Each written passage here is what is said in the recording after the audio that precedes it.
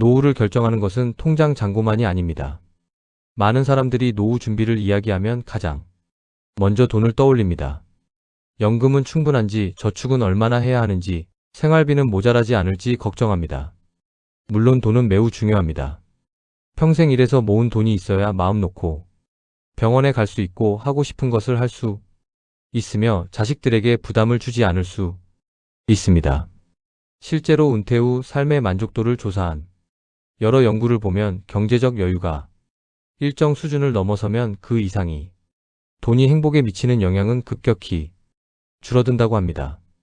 반면 건강, 인간관계, 삶의 의미와 같은 요소들은 나이가 들수록 오히려 더 큰 영향을 미친다는 것이 여러 연구에서 공통적으로 나타납니다. 하지만 인생을 오래 살아본 사람들은 또 하나의 공통된 이야기를 합니다. 돈은 준비했지만 다른 것은 준비하지 못했다. 건강이 무너지면 아무리 통장에 돈이 많아도 그 돈을 제대로 쓰지 못하고 마음을 나눌 사람이 없으면 풍족한 생활도 쓸쓸하게 느껴질 수 있습니다. 그래서 진정한 노후 준비는 통장만 채우는 것이 아니라 삶 전체를 준비하는 것입니다. 정약용은 재물을 모으는 일과 사람됨을 닦는 일이 함께 가야 한다고 하였습니다. 그는 아무리 곳간이 가득해도 몸과 마음이 병들면 그 곳간은 아무 소용이 없다고 보았습니다. 재물은 삶을 지탱하는 도구일 뿐 삶 그 자체를 채워주는 것은 건강과 사람 그리고 마음의 평안이라는 것이 그의 가르침이었습니다. 실제로 은퇴를 앞둔 많은 분들이 재무 상담은 꼼꼼히 받으면서도 정작 건강이나 인간관계, 삶의 의미에 대해서는 특별한 준비 없이 노후를 맞이하는 경우가 많습니다. 그러다 막상 시간이 많아지고 나서야 무엇을 하며 살아야 할지, 누구와 시간을 보내야 할지 막막해지는 경우가 적지 않습니다. 오늘은 60대 이후 돈보다 더 중요한 준비 5가지를 함께 이야기해 보려 합니다. 이 이야기를 들으시면서 여러분이 지금까지 무엇을 준비해 오셨는지 가만히 돌아봐 주시기 바랍니다. 그리고 스스로에게 이렇게 물어보시기 바랍니다.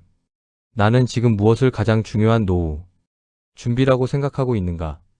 이 질문을 마음에 담아두신 채 함께 이야기를 시작해 보겠습니다. 첫 번째, 건강을 준비하는 것입니다. 경기도 용인에 사는 70의 한 어르신은 한창 사업을 하던 시절 건강검진 한 번 받을 시간도 아까워하며 살았습니다. 돈을 모으는 게 가장 중요한 노후 준비라고 생각했습니다. 몸이야 나중에 챙기면 된다고 여겼습니다. 하지만 은퇴를 앞두고 찾아온 뇌졸중으로 한쪽 몸이 마비되면서 그는 평생 모은 돈의 상당 부분을 치료와 재활에 쓸 수밖에 없었습니다. 통장에 아무리 돈이 많아도 몸이 이러니 정작 쓰지도 못하고 병원비로만 나가더군요. 그제야 건강이 가장 큰 자산이라는 걸 알았습니다. 반면 같은 동네에 사는 74세 다른 어르신은 젊을 때부터 매일 아침 30분씩 걷는 습관을 지켜왔고 지금도 건강한 몸으로 텃밭을 가꾸며 활기차게 지내고 있습니다. 돈보다 먼저 챙긴 게 제 몸이었습니다. 그 선택이 지금 제일 잘한 일이라고 생각합니다.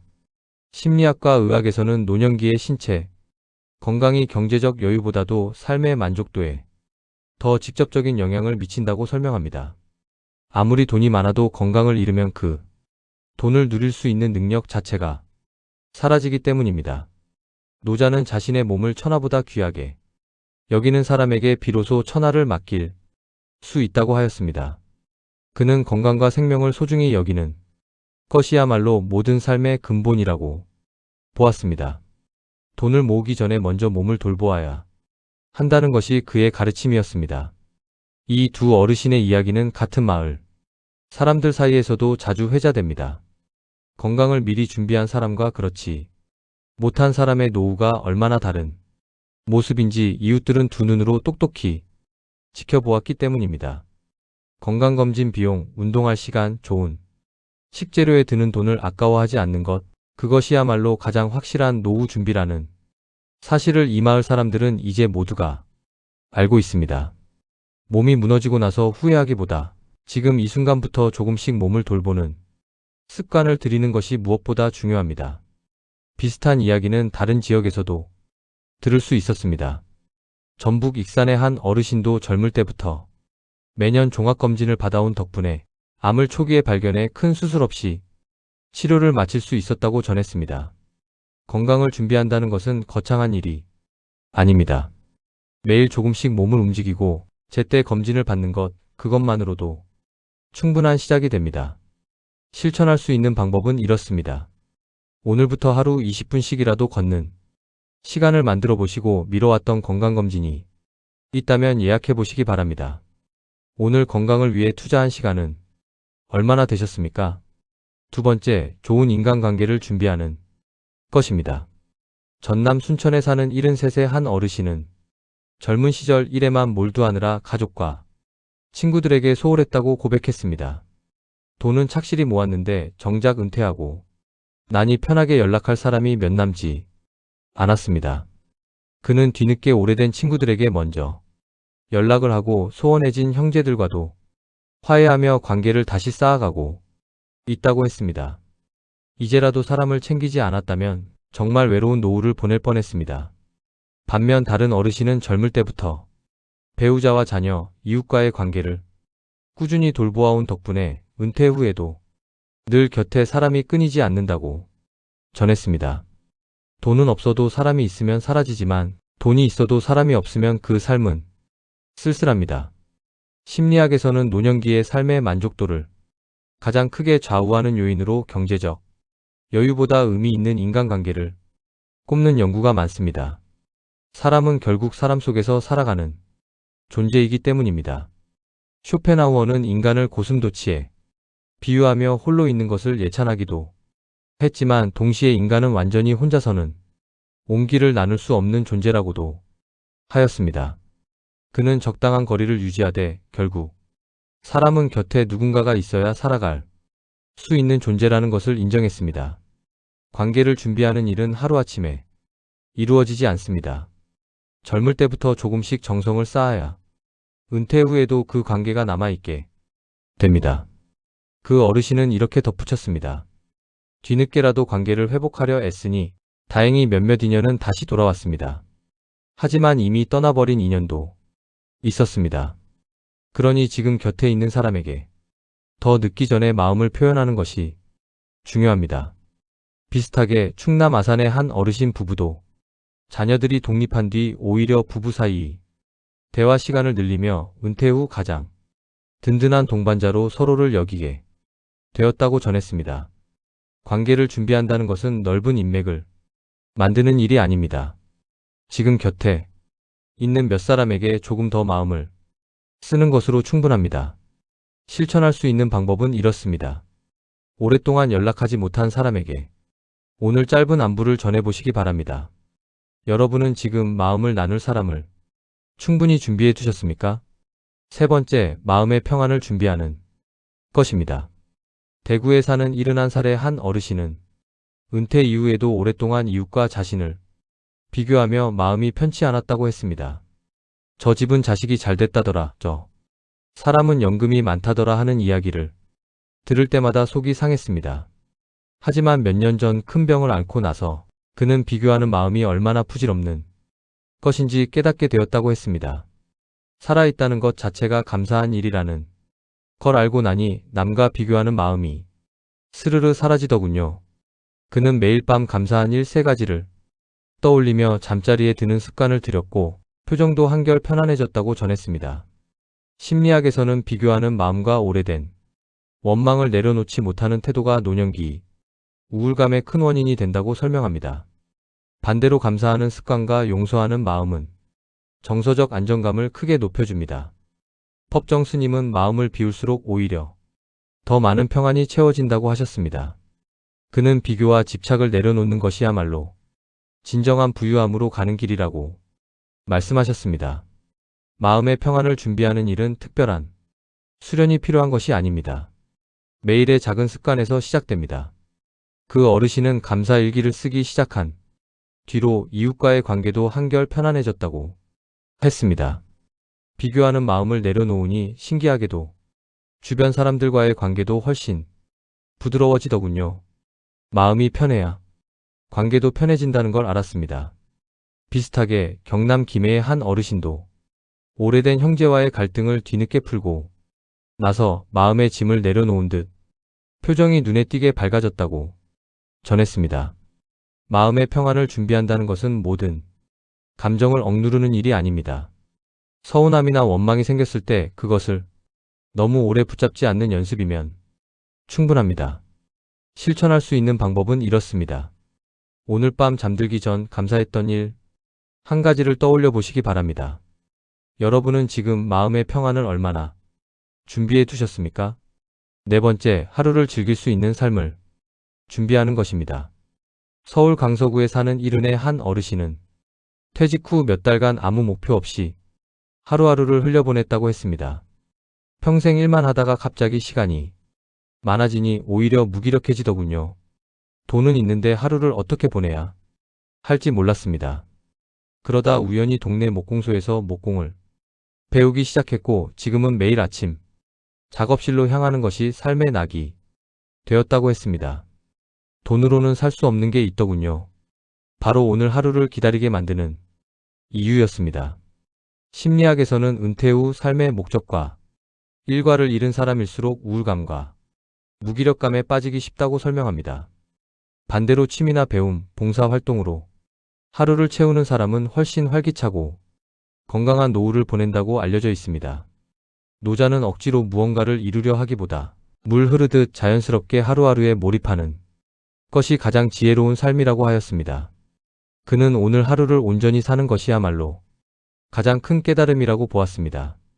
하루를 즐길 수 있는 삶을 준비하는 일은 은퇴 이후가 아니라 지금부터 시작해야 합니다. 그 어르신은 이렇게 말했습니다. 목공을 시작하고 나서 아침에 눈 뜨는 것이 더 이상 두렵지 않습니다. 오히려 오늘은 무엇을 만들어 볼까 기대가 됩니다. 돈으로 이런 설렘을 살 수는 없더군요. 비슷하게 인천의 한 어르신도 은퇴 후 시작한 사진 동호회 활동을 통해 매주 출사를 나가는 것이 삶이 큰 즐거움이 되었다고 전했습니다. 하루를 즐길 수 있는 삶을 준비한다는 것은 대단한 취미를 찾는 일이 아닙니다. 아침에 눈 떴을 때 작은 기대 하나를 가지는 것으로도 충분합니다. 실천할 수 있는 방법은 이렇습니다. 평소 관심이 있었지만 미뤄두었던 취미 하나를 이번 주 안에 시작해 보시기 바랍니다. 여러분은 지금 하루를 기다리게 만드는 이유를 가지고 계십니까? 다섯 번째, 삶의 의미를 준비하는 것입니다. 강원도 춘천에 사는 76의 한 어르신은 은퇴 후 특별히 할 일이 없어 무기력한 나날을 보내다가 지역 아동센터에서 한글을 가르치는 봉사를 시작했습니다. 누군가에게 도움이 되는 일을 하고 나니 제 삶에도 다시 의미가 생기더군요. 그는 그 봉사를 통해 삶의 활력을 되찾았고 몸도 마음도 눈에 띄게 건강해졌다고 전했습니다. 돈을 버는 것도 아닌데 그 어떤 일보다 저를 살아있게 만듭니다. 심리학에서는 삶의 목적과 의미를 가진 사람이 그렇지 않은 사람보다 훨씬 오래, 훨씬 활기차게 산다는 연구 결과가 많습니다. 이를 삶의 목적 의식이라 부르며 이것이 노년기 신체 건강과 인지, 기능에도 긍정적인 영향을 미친다고 알려져 있습니다. 정약용은 유배지에서도 자신의 삶에 의미를 부여하며 방대한 저술을 남겼습니다. 그는 상황이 아무리 어려워도 스스로 정한 삶의 이유가 있다면 그 삶은 결코 헛되지 않다고 보았습니다. 삶의 의미를 준비하는 일은 거창한 사명감이 아니어도 괜찮습니다. 작은 도움 하나로도 충분합니다. 그 어르신은 이렇게 덧붙였습니다.